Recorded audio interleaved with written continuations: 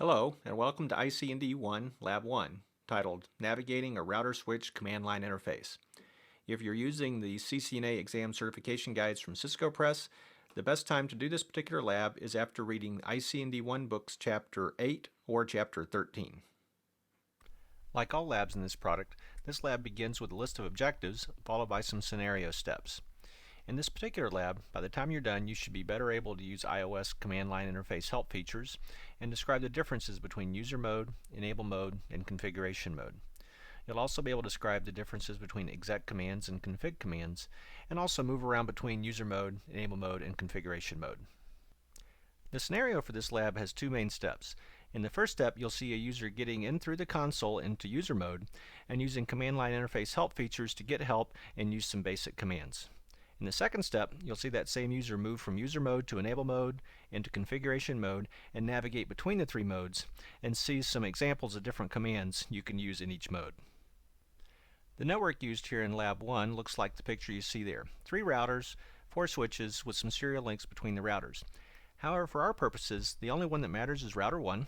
We're going to have a PC that's connected via the console cable you see there into router 1, and we're just going to use the command line interface on router 1. So let's go ahead and begin step 1. To reach user mode in a router, the user must either connect to the router through the console, or through an auxiliary port, or by telnetting into the router. Any of these 3 methods let the user reach user mode, so it's the first mode that a user sees on the command line interface on a router. From user mode, the user can type any harmless exec commands. First of all, they're harmless because you can't hurt the router, and they're called exec commands because the router takes the command and, quote, executes the command and spits back some command output to you. You know you're in user mode when you look at the command prompt and see a greater than sign.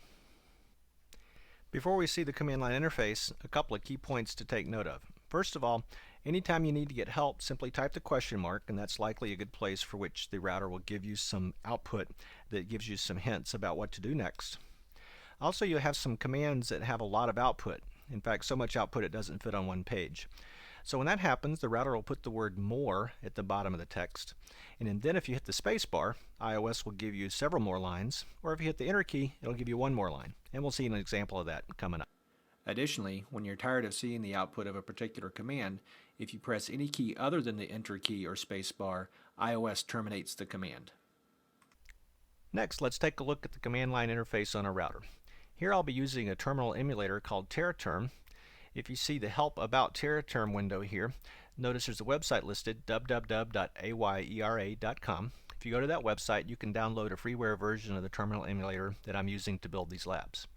Now, every terminal emulator has some serial settings that need to match the router or switch console port.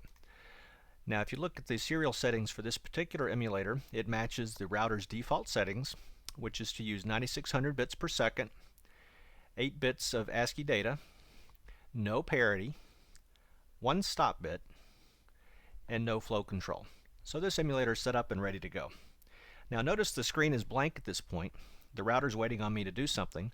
So if I press the enter key, notice I'll get a password prompt. Now this password prompt expects me to type in the console password. You can configure a password that's required of the user when they connect via the console, and that's been pre-configured. So I type in the password. Of course, the letters don't show up so that nobody can look over your shoulder and see the password. And now you're in user mode. Notice the prompt ends in a greater than sign, which means that you're in user mode, and the R1 part of the prompt simply lists the host name that's been pre-configured on this router. When in doubt, you can always press the question mark to get help. For instance, here, I just pressed the question mark. I didn't need to press the enter key afterwards. And after pressing the question mark, I got several lines of help. On the left, I see a list of commands, and on the right, I see a short explanation of the commands. Also notice near the bottom of the screen, there's the word more. That means the command has more output to tell me.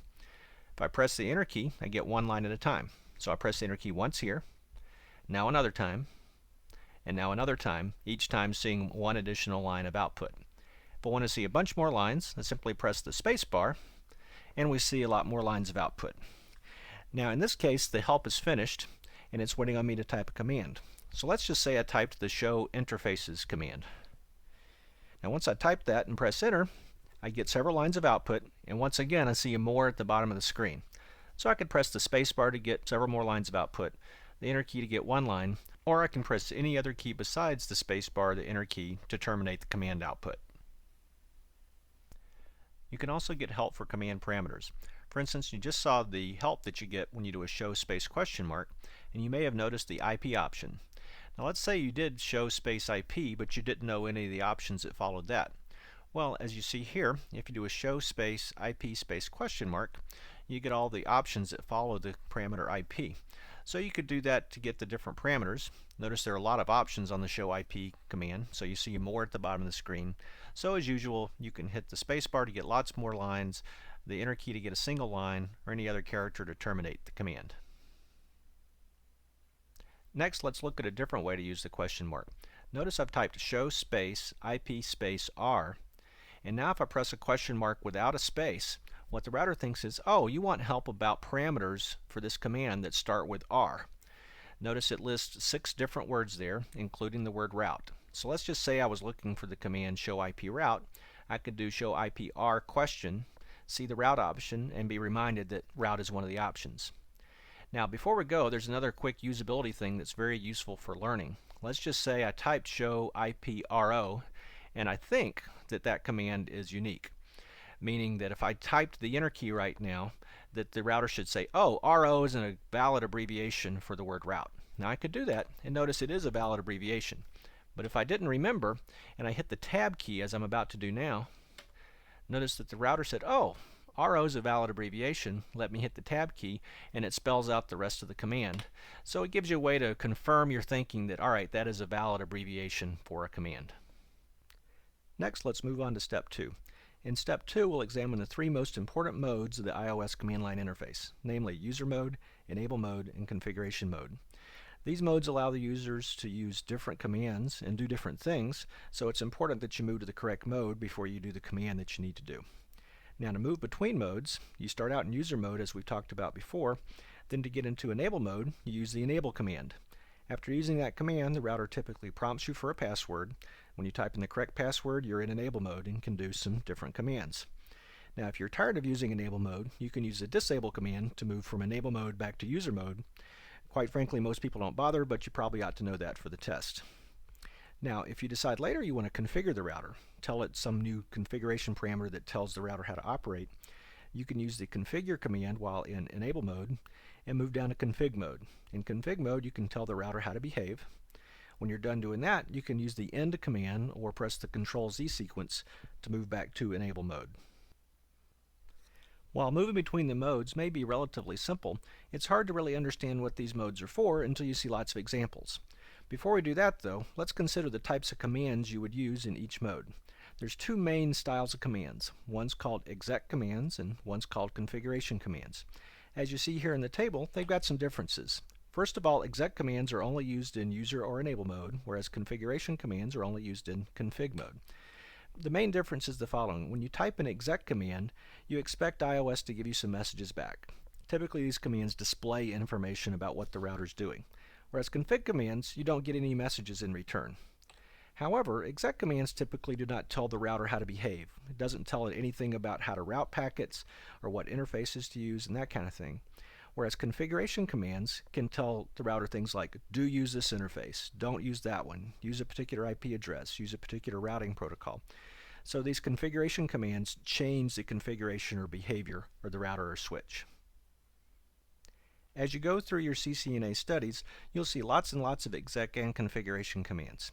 This table shows 3 different commands that we'll use at step 2. In particular, there's the show IP route command, and that's an exec command that's available both in user mode and enable mode. It's available in user mode because it cannot harm the operation of the router. We'll also look at the reload command, which is only available in enable mode. It's an exec command, but because it can harm the operation of the router because it can cause the router to reboot, it's only available in enable mode. Finally, we'll look at the hostname configuration command, which changes the router's configuration. So let's begin in user mode at the command line interface. Notice the prompt has a greater than sign reminding me I'm in user mode. Now if I type the enable command and press enter, notice the router gives me a password prompt. Here's where I type in the enable password. Note of course it does not show the actual text of the password when you're typing, so nobody can look over your shoulder. And press enter. Now you're in enable mode. I know I'm in enable mode because I've got a pound sign at the end of the prompt. Now if you're tired of that, you can just use the disable command as shown here. Press enter. And now you're back to user mode. Next, take a look at the show IP route command. From user mode, it's accepted. The show IP route command can't hurt the router, so user mode is an appropriate place for that command. However, if we type the reload command, notice we get these messages. In fact, if you look closely, you can see this phrase that says unknown command. That's the important part of this message. That's the router saying, hey, I don't know what the reload command is.